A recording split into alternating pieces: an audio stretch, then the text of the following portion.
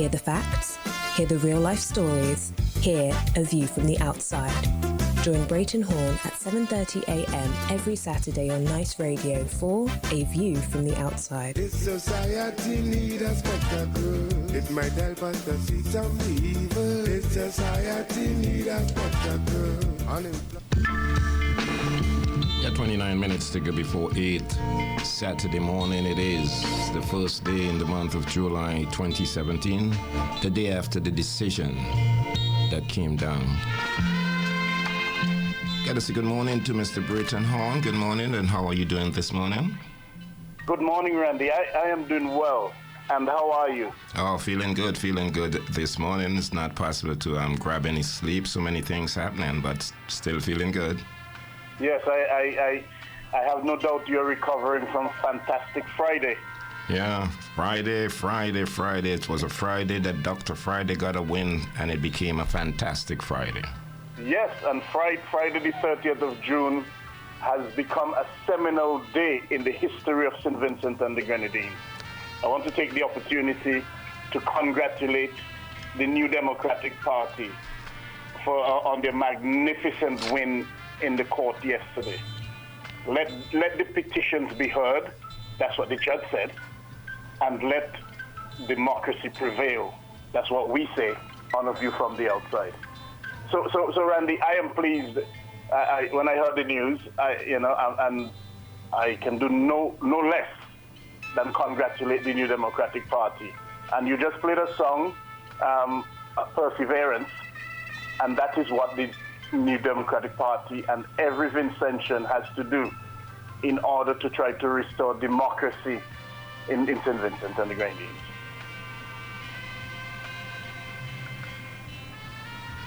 How was your weather? Oh, we got some rain off and on. Anytime you mention carnival, expect to see rain in the weather pattern. We've got some rain off and on, but that's not going to stop the carnival.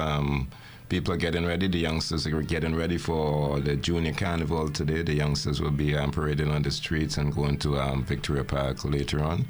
And then there are a whole lot of wet fets. If the rain comes later on, the wet fet people will be happy.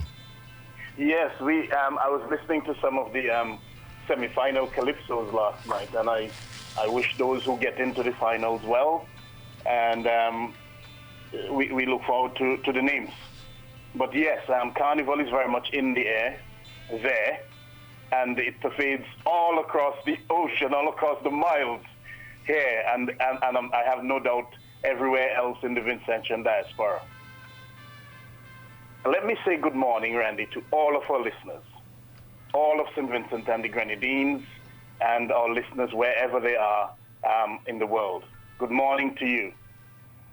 In London, it's partly cloudy, and the temperature is cooler than last week. It is 18 degrees Celsius, and which is approximately 64 degrees Fahrenheit. On A View from the Outside this week, we look at an Appeaser, Appeaser,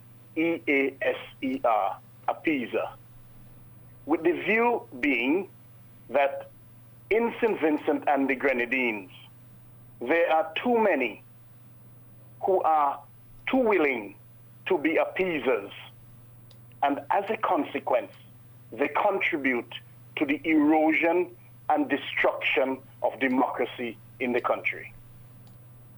The Cambridge Dictionary defines an appeaser as a person who says or does something in order to make someone feel less angry.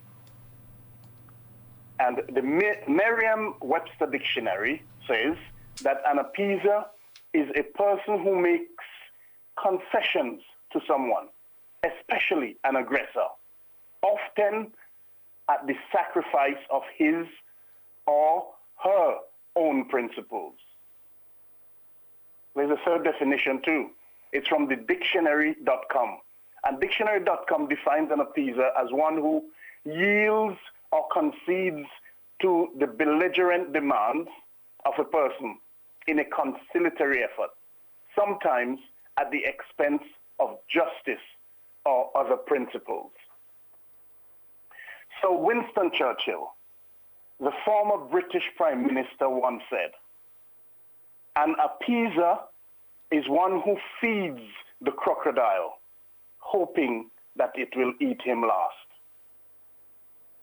It is with the aid of those definitions and that quotation from Sir Winston Churchill why the view is taken that in St. Vincent and the Grenadines, there seem too many, too willing to be appeasers. Yes, where you have a regime that has systematically plotted to destroy the lives of many of its citizens, and you encourage them in whatever way, or you sit back and say nothing, or you do nothing, that makes you an appeaser.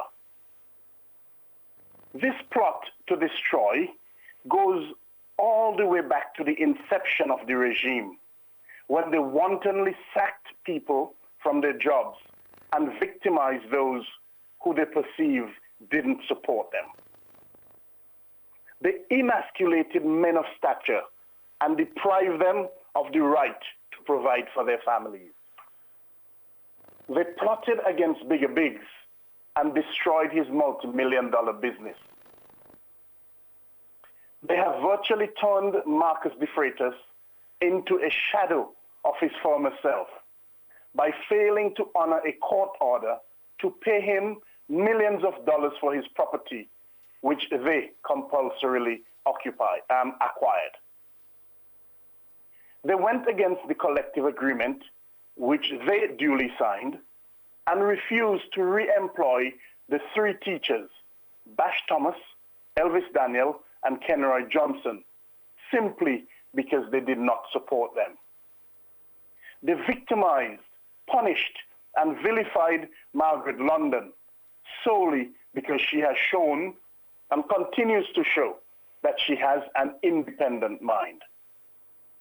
Yes, they transferred many policemen and other civil servants, and teachers too, and they placed some of them in menial and sedentary roles simply to embarrass them, all because they believe that they did not support them.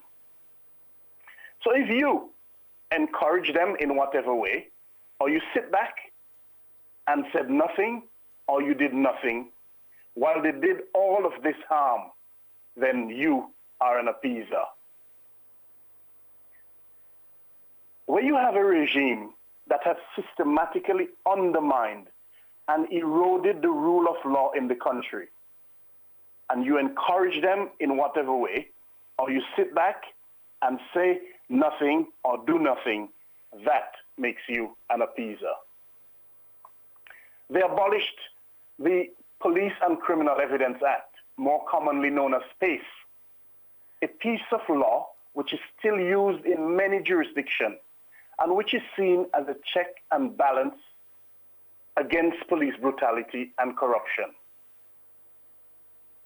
Some say, since they abolished PACE, there appears to be a visible increase in the uncivil and unlawful way in which the police treat suspects during investigations in St. Vincent and the Grenadines. They introduced a $1 tax, which they eventually had to abolish, on the people traveling to the Grenadines. Many say as a means of punishment, because the people of the Grenadines do not historically support them. They amended the immigration law, which many have said is solely to prevent future prosecution of those who may have been involved in selling Vincentian passports illegally. They introduced a cybercrime act, despite the current concern at the time, despite the concern of many reputable and regional and international organizations. Many believe that they introduced this act to protect themselves in an effort to silence critics. They changed the law many say to protect themselves, to give only the DPP the power to allow ordinary citizens, you, to prevent you from bringing a private criminal prosecution. They have tried to use the court process to destroy citizens like Auden Graham, who was once their ardent supporter, but who dared to stop supporting them. They've used the court process to try to destroy Vinette Frederick, a young female and fearless lawyer whom they persecuted, vilified, and prosecuted. Thankfully, the Court of Appeal in St. Lucia has completely exonerated and vindicated Vinette Frederick. And there are more whom they've used the court process to frustrate and destroy. Yes, there are many more examples to show how they continue to erode and undermine the rule of law in the country. However, time does not permit mentioning all of them here and now.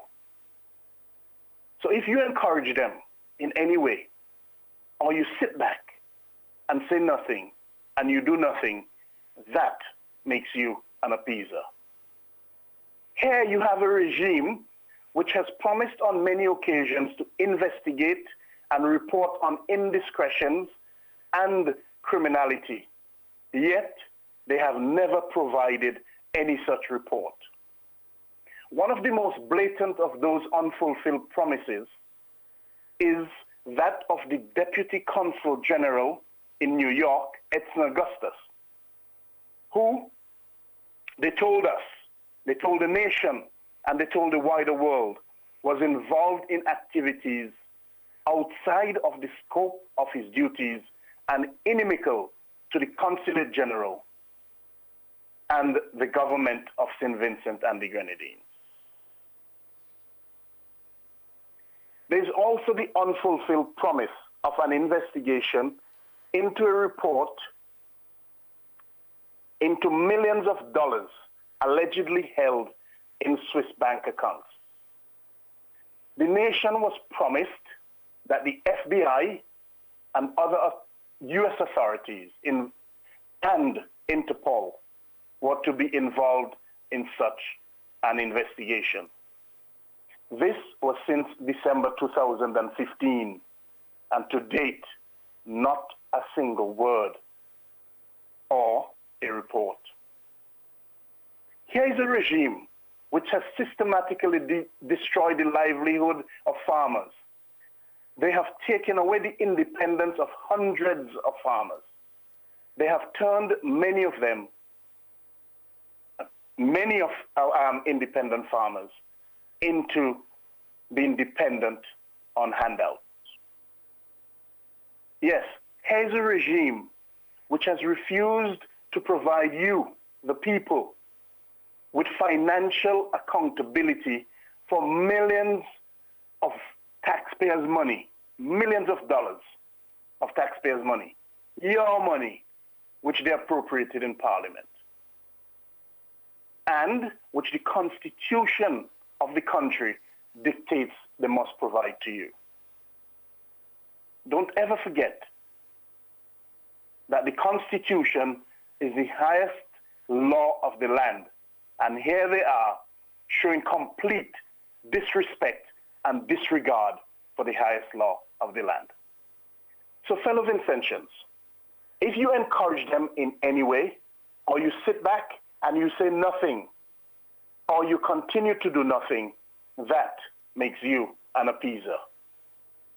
If you jump to their defense without due consideration of the facts, or you blindly ignore the facts, then that makes you an appeaser. If you allow them to use the church to bring a rift between your church members and cause a division between your church and other churches, that too makes you an appeaser.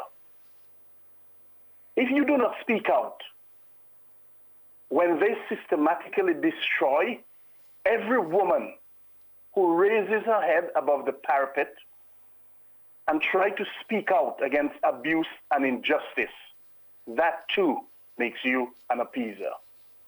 If you do not speak out when they use the police to brutalize and literally kick opposition members out of parliament and injure them, then that too makes you an appeaser. If you remain silent when they mock Luzette King and all of the other brave men and women on the front line, and when they try to use the might of the police to silence them, that makes you an appeaser. If you call yourself a progressive and you do not speak out about the attempts to put NICERADIO, the only dissenting voice in the nation, out of existence, then that too makes you an appeaser. And so here and now, Vincentians, the view from the outside is encouraging you to take stock and stop being an appeaser. Stop sitting back and allowing the complete destruction of the rule of law and democracy in St. Vincent and the Grenadines. Stop feeding the crocodile, hoping that it will eat you last, because you can be guaranteed that the time will come when it will eat you, and you probably will not be last. Stop being an appeaser in the face of wrong. Stop being an appeaser in the face of evil, because President Ronald Reagan once said that there is no safety in the appeasement of evil. Vincentians and all, let us use the words of Dr. Martin Luther King Jr. to remind us of what can happen if you remain silent when evil and wrong pervade the nation.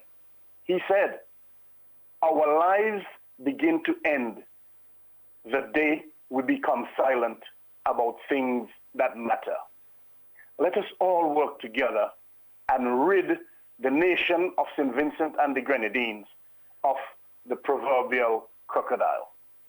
Until next week, Randy, this is Brereton Horne with A View from the Outside, with a reminder to our listeners to send feedback to aviewfromtheoutside@hotmail.com. That's aviewfromtheoutside@hotmail.com. Randy, have a very good Saturday. Have a great weekend and have a fruitful week ahead. Well, all the best to you. We got a storm lined up out there, Britain, so let's see how that goes. The weather